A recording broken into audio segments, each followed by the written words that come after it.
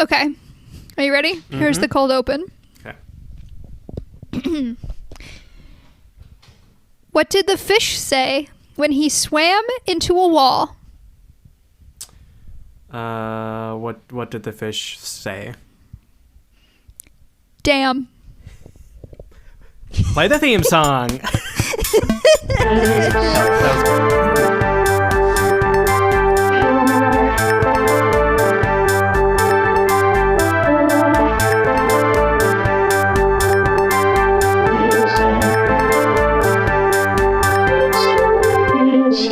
All right, we're back. Welcome to the podcast. We're here. We're in it. Thanks for the music. Thanks for the music. I'm Decker. I'm Hannah. And in this little podcast we got going, we listen to music and talk about it. Pretty much. No one else is doing this. Groundbreaking podcast. We're on the forefront of the pod sphere. We are. Yep. How's Jacksonville been? It's going. It's certainly going. There's much to be said and not much to be said at all. It's warmed up there? No, it's cold again today. It was 80 degrees and now it's 40 degrees again. That's really chilly. Yeah, I might be exaggerating, but I had a 4-day weekend from work this week. That's nice. Because of the little blizzard we got Thursday and Friday. Ooh. But is it still full of snow? Mm-hmm. Yeah, I mean, it hasn't snowed since Friday, I think. And so I think the roads are fine and everything. Yeah, but there's definitely there's a lot of snow outside. Right. Classic Indiana. Yeah, but it's nice. It's still pretty. It hasn't gotten that like gray, gross, dirty road kind of thing yet. But I'm sure we'll get there soon enough. Just wear your gloves and your coat and your hat and stay warm. Your scarf. Thank you, Mom. You gotta protect that podcasting voice. That's true. That's why I always wear a scarf everywhere I go. That's what I'm saying. Protect the instrument. Yeah, and it's armor. It's like made of.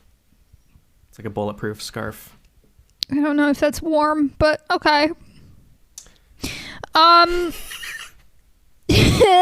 What you drinking? Play that seltzer theme music. It's the seltzer checking theme music. What are you drinking today? LaCroix lime, bubbly mango, or are you drinking something different? Hell yeah. I'm just drinking a standard LaCroix lime. Classic. Too much lime, actually, I think. Yeah, I've said it before and I'll honestly, say it again. It's too much lime. It has grown on me recently. I also have been drinking, I don't have a can up here, but it's like, what is it? I think it's like raspberry. But like the brand, it's a ginger ale brand, but it's... Oh, interesting.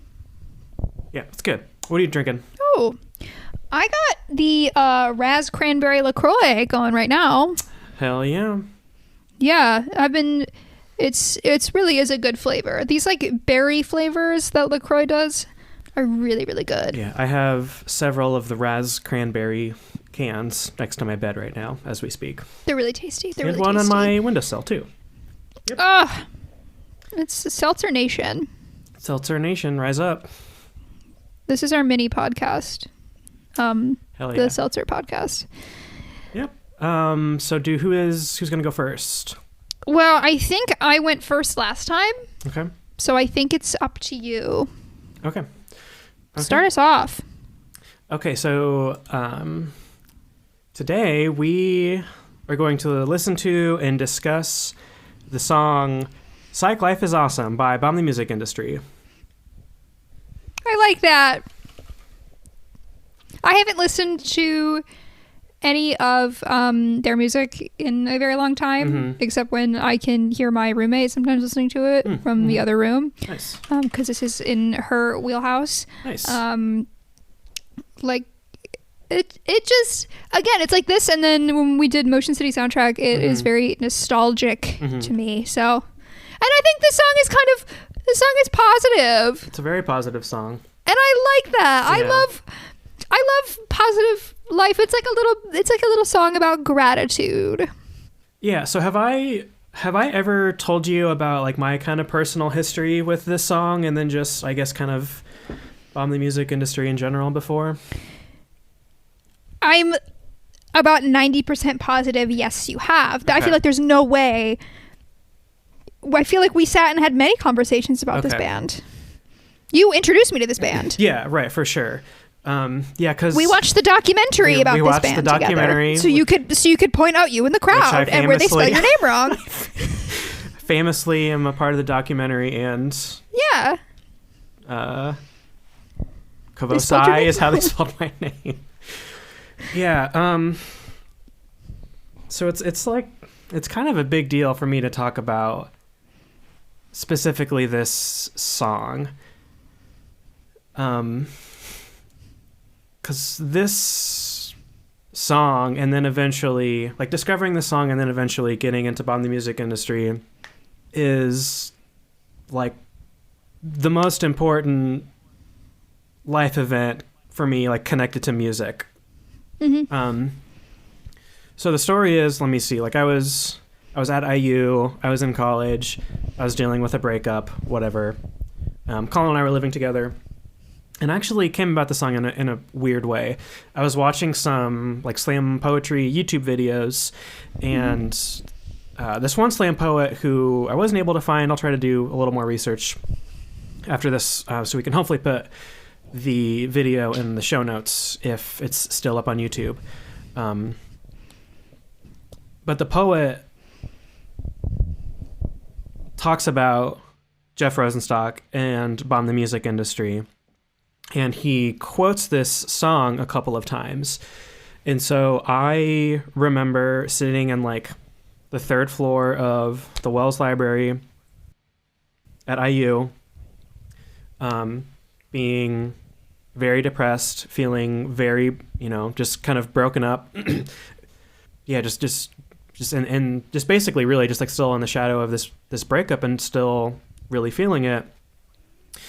And the poet quotes the line, "And if I never got my heart broken, I would sing blah, blah, fucking nothing." And just like hearing that line at that specific time in my life, like it was like not my life has like not been the same since then. Like I can't describe the sort of just like monumental instantaneous effect. Like I can't even, it was like splitting an atom. Like it was like, I don't know, like it just like nothing has like ever been the same for me. And so, I knew that was a bomb the music industry song. I knew that Colin was a bomb the music industry fan. And so I texted him and I was like, hey, like, been listening to this poem and like this like line, is that like, are you familiar with it? And he's like, oh yeah, like bomb the music industry, like they're fucking sick, like Psych Life is awesome, that's awesome.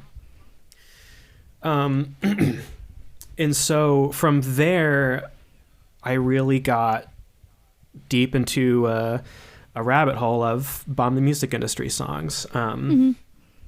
Kind of initially they very much served like a cathartic kind of outlet, as I was kind of finished processing that breakup that I mentioned. And then like after I graduated from school, was working at Chipotle, really hating everything. Yeah. What I got from them and from Jeff, kind of, it shifted, like maybe even like more importantly so for the kind of like whirlwind of shit that it felt like I was going through. And yeah, and this song, revisiting it now, it definitely, it does a lot of work. So I pulled up the website for Jeff's record label, quote unquote records, and he kind of has like and it's like where you can download all of his music too. And Jeff Rosenstock is the main person in bomb the music industry for anybody who doesn't know. but he kind of Jeff gives like brief descriptions or like the background of songs on this website. And so part of it for Psych Life is Awesome. Let me see. He says, the song was about how I was fed up with wasting my time in my shitty town with my shitty job. Then one day, Glenn Tilbrook played at my club, and I volunteered to pick him up. He hung up his phone when he got in my car. We talked about my old band, his old band, the music industry, my ideas for bomb the music industry, and a bunch of other stuff. When you talk to the guy who wrote Pulling Muscles from a Shell, and who turns out to be a cool dude who is a lot like you and your friends, you kind of realize that life isn't always shitty. I thought about a couple of moments in the past few years that I wouldn't trade for any amount of money, success, or freedom, and figured, fuck, I guess I'll write one song that isn't all wine and no dine. Oh. I love that. Yeah, this is an extremely hard song to play. Like Colin and I used to, like I would like playing on acoustic guitar and we would both like sing along or whatever. It is exhausting. It's a fairly long song. Like what does it come to? It's the stamina for a lot of these like little punk rock songs are insane to me. Just right. That's nuts. That's right. nuts. Like I remember both of us like singing it. I mean, just being exhausted afterwards. Actually, it's only 4 minutes, which I guess is like long for a punk song or whatever, but it is an exhausting 4 minutes. And just like all of the places that it goes, Colin has told me or like explained his kind of reasons for liking this so much. And one thing that he told me that I think sums it up really well is, so like Colin, Scotty, Abby, and me, we all road trip to New York, January of 2014, maybe, for their last show, for Bomb's last show. And then afterwards, Colin and I were kind of talking about just like the importance of that entire experience. Like we drove to New York and back over the course of a weekend, you know, because we had class on Friday, had class and work on Monday. So it was exhausting. Drove through a snowstorm through the Pennsylvania mountains. It was terrifying. But let me see. So the last sort of outro verse, Colin said, like, you can just like look around and see how this like song means so much to different people, like kind of for the same reason, but also for individual different reasons that feed into that main reason. So like, he's like, I can look at like the guy behind me and he screamed like, if I wasn't a fat kid in high school, I would have never listened to punk rock. And he's like, I looked at you and I saw you scream, if I never got my heart broken, I would sing blah, blah, fucking nothing. Right. And so it's this like celebration of like owning like these like, you know, shitty things that have happened to you, or at least like some of them, you know, definitely not all of them. And being like, yeah, like if I didn't go through that breakup, I wouldn't have like made a lot of music and like kind of gone through the most like up to this point, the most like productive, like musically productive part in my life. And like Colin and I definitely got a lot closer from that. And if I never worked in a basement, I would have never quit my job. And I'm like, yeah, if I never worked at Chipotle, I never would have quit my job and like moved back to Bloomington, you know? So it's these kind of, in some way, like some of these bad things or like bad experiences, like in some cases, give you forward momentum to, you know, something better. Which is like a really awesome way to look at some of these experiences. And I think that Jeff definitely has like a gift of turning specific experiences into sort of, or just like distilling the lessons out of like specific experiences of his life. And that's super cool. And this song, and then just like kind of listening to Bomb the Music Industry overall, it definitely, I don't know, like made me kind of appreciate music more. I guess overall, just like all like the cool different things that music can do for you. I think that's all really lovely. I really do. That's like, that is such like a positive, genuine thing. And I don't ever remember, I feel like I do remember listening to this song because like that ending bit sounds familiar to me. But this was like a really like lovely little thing to revisit, and I really like that this connection to it that you have is really, really genuine and beautiful. Yeah, and so for like several years after I got introduced to Baum, I mean, Baum, the music industry, and Jeff Rosenstock, like his like solo career have like remained in, you know, favorite music. Mm-hmm. Seen Jeff several times with several different friends, all, you know, just really great fun experiences. Mm-hmm. He released Ska Dream last year, which was a trip. Remember I showed you that? Oh, I think so. Wasn't it Ska? Yeah, because he released an album called No Dream. Yes. Okay, I do remember this. And then on, I think it was 311 Day, I think. Or no, it was. Color of your energy. Yeah, at some point later, he made a ska version. He made a ska cover album of his own album called Ska Dream. I love that. Yeah, which is really. That's very funny. Yeah, really, and it's, you know, it's good. I do remember that. I remember. Oh, we were listening to it in the parking lot of the wrestling show. Yeah, exactly. Because we got there too early. I do remember that. Okay. Yeah. So, yeah, Jeff is also just pop song, catchy song making machine. Like he has like such a like an ear for choruses and hooks and things like that, like sing-alongs, which I love. I love that. Thank you for sharing. Yeah, for sure. That was really lovely. So what do you have? What's on the menu today? Okay. So today, I'll preface this a little bit because I was reading... Okay, so do you know that horror author I like, the Swedish one? Mm-hmm. Yes. Well, I got one of... He's written this trilogy of books, and they're just now coming out in English. John Ajvide Lindqvist is his name, by the way. Mm-hmm. And this most recent trilogy, which is like...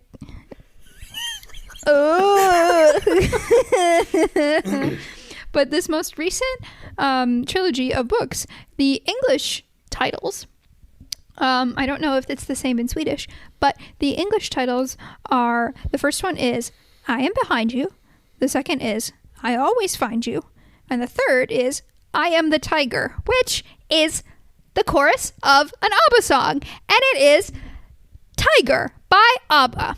That's what we're listening to. Hell yeah. Sent me a Bing link? Yes, it is a Bing link. I got Bing on my computer and I haven't changed it. Okay. That's my favorite Bing link anybody has ever sent me. I'm a Bing gal. Let's play that. Play that. New sponsor jingle from Bing. Sponsored by Bing. Yeah, I just haven't gone to change it yet. Sometimes it'll do this fun thing. If you're Googling a celebrity, it'll tell you their height and also say a celebrity that has the same height. It's really fun. I love Bing. Bing over Google. That's a pretty good sell, I'm not going to lie. That's pretty great. Yeah. Okay, so Tiger by Hell ABBA. Yeah, I've never heard that song before. It's so good. So like the whole time I was reading this book, the song was stuck in my head. Uh-huh. Which really good books, by the way. It's the guy that wrote Let the Right One In, which is the best modern vampire story. For sure. In my opinion. Okay, so yes, this song is really, really, really good. So it is off of their 1976 album Arrival. So this song is, it's one of... Because I want to talk about this and I want to talk about some of the other like darker ABBA songs because I do think this is one of them. Also, I'm on an ABBA high right now because we watched Mamma Mia 1 and 2 last night in a row. Hell yeah. It was so marathon. good. It was so good. It was perfect back to back. But yes, okay. So yes, 1976 Arrival. So this song is really interesting. It's threatening is what it is. This song, the lyrics are super like they're confrontational. They are like people. Okay, so yeah, the one that stuck out to me was the people who fear me never go near me. I am the tiger, and if I meet you, what if I eat you? I am the tiger. Yeah. That's not like your typical ABBA lyric. No, exactly. They have like a few songs that are like kind of like this. But like, so people will speculate that the song is either about like some sort of stalker or serial killer, or about like the dangers of city life, or like drugs. Those are like the biggest things that people will say that the song is about. Yeah, which I think it really could be any of those. The tiger not necessarily meaning a real tiger, but like a metaphor for something else. It could be a, you know, the dangers of city life. Like in the 1970s, like you hear all these stories about like the crime-filled cities or whatever. So I think really it could be any of those, or it could be a song about some sort of stalker or some sort of serial killer, like, you know, look behind you or whatever the lyrics are. Like, yeah, late 70s. I mean, that was like prime like serial killer sort of era, wasn't it? Yeah, there were a lot of killers in the 70s. Yeah. If you're a true crime girly, you'd know that. But so yeah, it's just like a weirdly dark. Were you just throwing shade at me for not being a true crime girly? I'm not a true crime girly. I've given up on it. I haven't listened to a true crime thing in a very long time. My favorite true crime is the Theranos Elizabeth Holmes thing. That's the kind of true crime I like these days. I don't want to hear about dismemberment. I want to hear about fraud. Yeah. Anyways, so so this song is one of their darker songs. So some other tunes that I think are very interesting in this same sort of vein, which really it can be argued that really a lot of the majority almost of ABBA's songs are kind of dark. I was reading this really great article about like how they are about the dark sort of the darker aspects of like domesticity, and like they all their songs sort of take place in this small space. Like, yeah, they're these like pop tunes and whatever, but like a lot of them take place in like singular rooms or houses, like within like a single like story. And I think a lot of their stuff really is darker than we give it credit for. Like the whole thing with Dancing Queen. Like Dancing Queen is actually kind of a sad song. Yeah. But definitely it is so... Yeah, but it is also so very joyous. But okay, so some other little darker ABBA songs. There is also the other big one, The Day Before You Came, which when I first heard it, I was like, oh, this is just like a weird little like strange love song, because it's a woman, she's describing like her regular routine that happens every day until something happens to upset that. And you never find out what that is. So for the longest time, people were speculating. Like some people thought that it could be like, oh yeah, it's before she meets like, you know, someone she falls in love with. Like that's one interpretation. But it is also like the tune of it is so sinister, and like there's this like strange like wailing. So like other people have said, oh, it's the day before you have been like attacked or killed or something like that. I think who wrote this song, Benny or Bjorn, which one? Hang on. Because like people for the longest time would be like, what is the song about? What is the song? It was like one of the, I saw in Wikipedia, they described it as like the great mystery after who is the subject of Carly Simon's You're So Vain, like, which we still don't know. The day before you came. So yes, okay, so Bjorn in 2012 stated that one is it's that almost monotonous quality made me think of this girl who was living in a sort of gloominess and is now back in that same sense of gloom. He has left her and her life has returned to how it must have been before she met him. So it isn't about like a murder. but it could be. Or there is the song, what is it called? The Visitors, which was the inspiration for Blondie's Rapture, which is a hit, where Blondie raps. Not Blondie, Debbie Harry. The band is Blondie. She's Debbie Harry. Sorry. She raps in it, and but The Visitors is a political song, and it was banned in Poland, I think, because it is about someone like they like hear someone is coming for them, like they are some sort of like political radicals, and they know someone is coming at the door, coming to get them. Like that's just another like really, it's a very dark song too, but it's still like very like ba ba ba ba ba ba ba ba ba. So they have all of these like these deeply political songs. They wrote a song about Hitler for some reason later, like an anti-Hitler anthem based on the Pied Piper. So that's like one of them. They have all of these, and I'm also wearing my ABBA t-shirt, as you see. Yeah. I didn't even realize it's an ABBA weekend. But yeah, so they have they have all of these like darker little songs that don't get recognized. I think they certainly have not been in any of the Mamma Mias yet. Which would also be very interesting. Like there's a possibility of a third. Awesome. Hell yeah. So like I'm wondering like how would Mamma Mia interpret any of these dark songs, because I think I was reading some about it last night, and they were saying like, oh, there's not enough songs to do another one. There is. They have many albums, and also they just released a new one. A new one, yeah.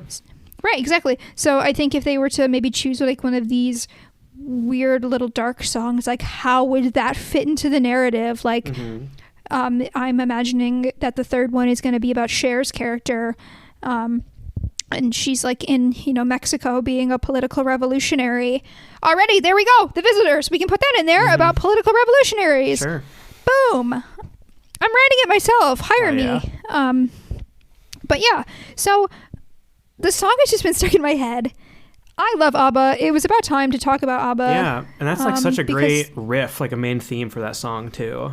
It's a good song. It's just a weird song. Yeah, ABBA is so good. So I have a question.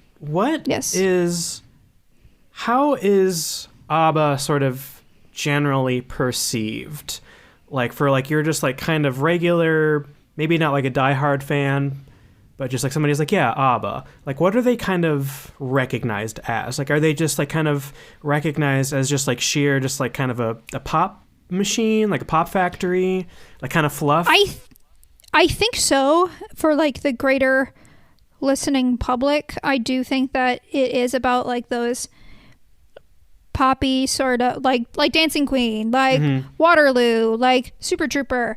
Those kinds of songs I think are what ABBA is most known for, and why they have this reputation as just this like this just like pop group, which they are, but they also experimented with all sorts of stuff. They wrote dark materials. They like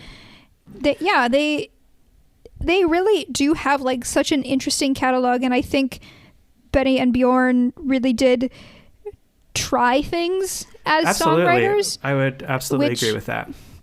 Yeah, which I think is really cool that they were willing to be like, all right, let's switch it up. Let's do some like whatever. Like, yeah.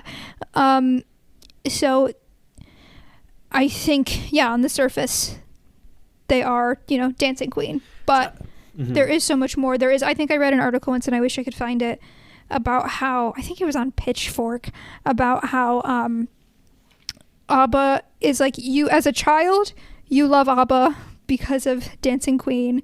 As an adult, you love ABBA because like they write about the most like adult things. Like the music is really like, it is adult feelings, adult sort of like I was saying before, like it's all contained in these like little domestic spaces.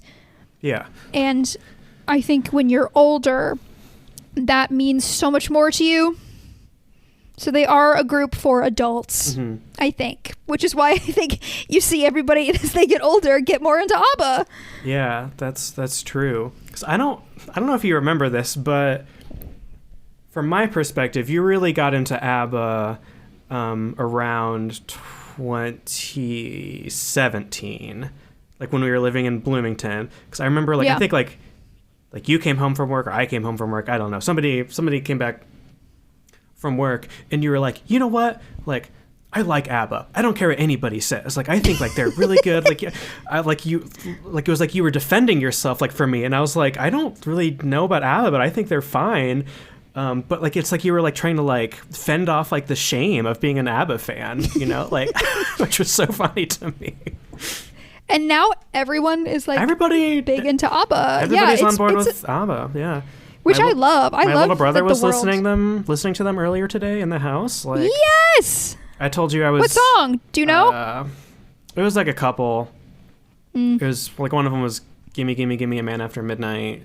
Yes, my final paper for grad school was about that song and about the erotic undertones of disco. And there was this really good. It's from a magazine about. It was about like a gay communist publication, and they talked about disco. I should find that and send it to you because it was really good.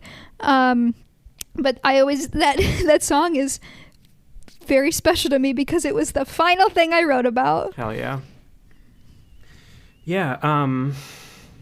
Yeah, and I think I told you when I visited a middle school for work, like this past week, I think I was like, what music is everybody listening to? Anything good? And one kid like in the back like raised their hand and was like, "Oh, I've been listening to ABBA." And I was like, "Hell yeah."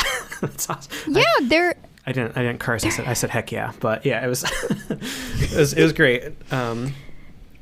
Yeah, but no, I think you're completely right about there being something much like deeper to them than just their kind of surface level pop melody, harmony, you know, sing along type things. I mean, like maybe my favorite pop song is SOS, which, you know, has that crazy kind of minor key, like very kind of like brooding verse, and then it just like explodes into this like "When you're near me, darling, can't you hear me, SOS." I don't know technically if the chorus is still in a minor key or if it turns major or what, but it's like strange. It's not normal. And even like Mamma Mia, it starts off with that like almost like syncopated kind of like keyboard, like dun, dun, dun, dun, dun, dun, dun, dun. Because I remember like at one point I was like trying to figure out how to play something on keyboard, and I was just like, what is going on? Like, this is not just like your typical kind of like voicings and like chord progressions. Like I was just like, this is just like really weird complex. To even wrap my head around. Very complex. So the chords are like they're so bonkers, but they're so good. They're great. Almost one could argue in a different universe, like kind of like some of their songs like Radiohead-esque almost, just because like you have like these like interesting, you know, like really good like vocal melodies to sing along, and like you have like probably like a pop song structure, but like if you like pay attention to it, like really pay attention to it, and also Nine Inch Nails, you're like, what is going on here? Like this is but it doesn't trip you up. Yeah. You know, like some Benny Bjorn are like two of the greatest songwriters like ever. Yeah, SOS is a great song. They're all good. Everyone's good. Every single one's a hit.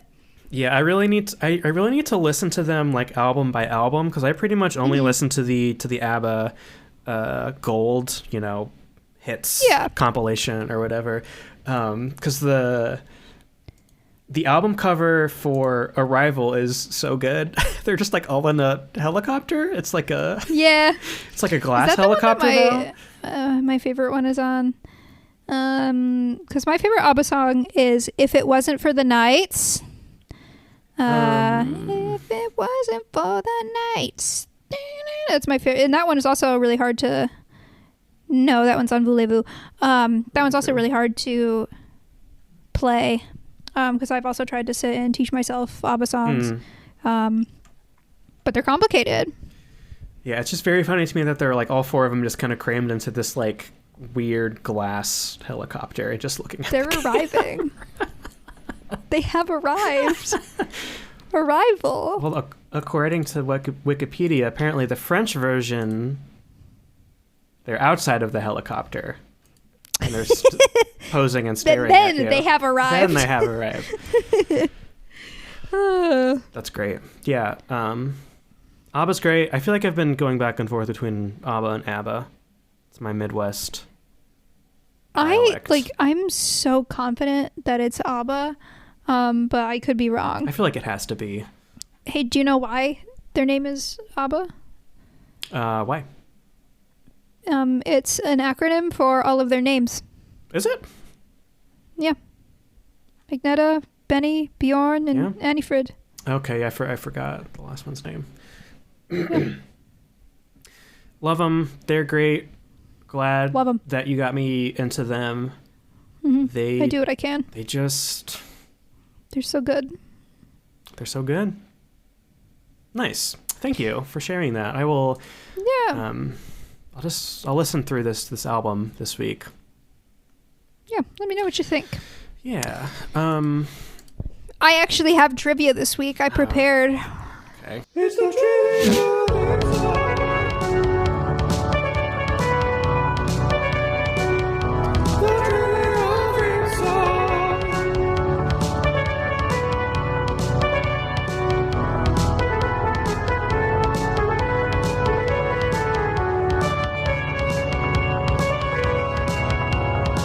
Okay, you go. I'll try to look up some. Okay. So how many U.S. number one hits does ABBA have? Ooh, U.S. Number one. Mm-hmm. Okay.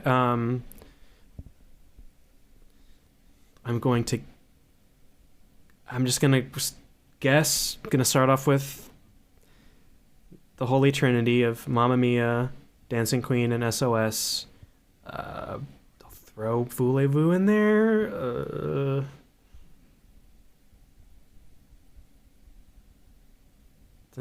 I'm gonna say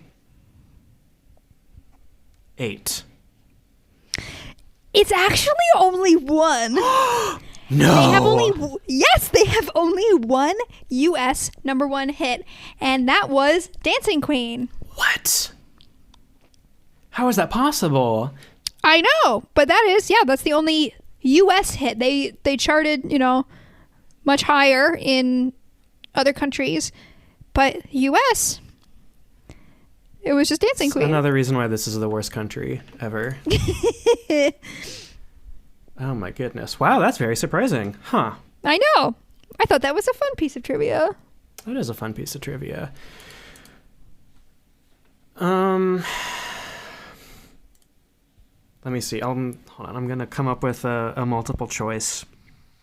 I should get an ABBA tattoo. You should. ABBA knuckle tats, do it. Oh, that would be sick. What's my favorite band? I mean, in their logo, isn't like the second B like backwards too? Yeah. So it's like perfectly. So you could like punch somebody and it would. That's a great idea. Okay, trivia. Sorry. Okay. I'm looking at album covers now. Okay. So in 2009, Bond the Music Industry released like a B-sides compilation with a bunch of songs and covers and stuff.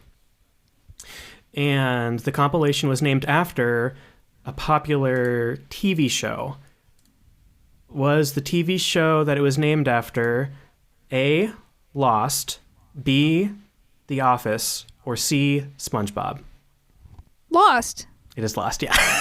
Yeah. It's they love Lost. Yeah. It's others. And there's like a picture of like Michael and I think Sawyer.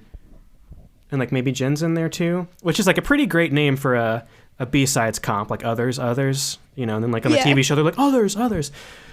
Yeah, I think that's the first time one of us has answered a trivia correctly. Play that what is it? I don't know. Play that trivia winner theme music. Yeah, there we go. Ding, ding, ding.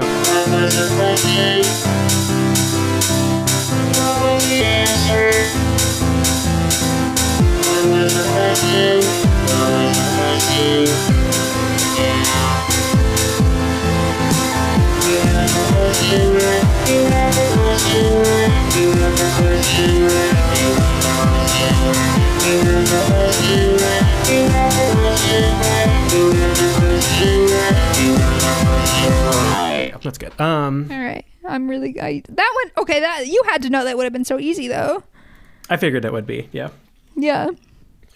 Although they do have, the music industry does have sound bites from The Office and SpongeBob. So I would have no way of knowing that, but I believe you. Yeah. Okay. Cool. Well, we did it. Yeah, we did it. Another timely podcast ep in the books. Incredible podcast. We journeyed through angsty, the 2014 Decker. And then just me now every day. Traveled through Switzerland. Sweden. Sweden. They're Swedish. What's the difference? You could say. Where's IKEA from? Sweden. Okay. Yeah. I don't know what Switzerland's done. What's Switzerland? Chocolate? Yeah, they have chocolate. That's all I know. That's where the Swiss are from? Cheese. Cheese? They have Swiss cheese, with the holes in it. Mm-hmm. Swiss Army knife? There we go. Apparently their military is very versatile. Yeah. Swiss rolls are good. Mm-hmm. What else do we know about Switzerland? No, but Sweden is ABBA and IKEA. Hell yeah. Go to IKEA, get those incredible hot dogs. Oh, they're so good. The vegan hot dogs. The little crumbly onion bit, so good. Or cabbage, whatever it was, yeah. The purple, it's both. Oh, it's both. Oh, it's both, yeah. Fried onions and cabbage. So good. Okay, so thank you to our sponsor, IKEA. And Bing. Yeah, Bing and IKEA were really beneficial. Yeah, so are we going to have another Instagram engagement? Oh, yeah. Question? Go to our Instagram, which is Thanks for the Music Pod. Is it a 4 or is it the word 4? I simply do not remember. Let me look. Hey, okay. Where are my notifications? It's thanks for, like FOR. FOR. Okay. So go to Thanks for the Music Pod, and I'll make a new post. And on that post, tell us the coolest fact you know about Switzerland. Yeah, let's learn a little bit. Yeah. Fix this Swiss blind spot that I kind of have going on. You can Google it too. Like, I don't care. You can look it up yourself. I don't really know. Because, like, I don't... No, I mean, to the listener. Like, if you want to Google something about Switzerland and then, like, tell us, that would be really cool. Mm-hmm. Unless you know something cool about Switzerland. Yeah. Yeah. Okay. Cool. Yeah, thanks for the music pod. Thanks for the music pod. Mm-hmm. Well... Another incredible job. That's it. That's the end. That's it. Thanks for sticking with us, everybody. Thanks for listening. Thanks for your support. Thanks for everything. Thanks for the music. Nice. I wasn't even sure.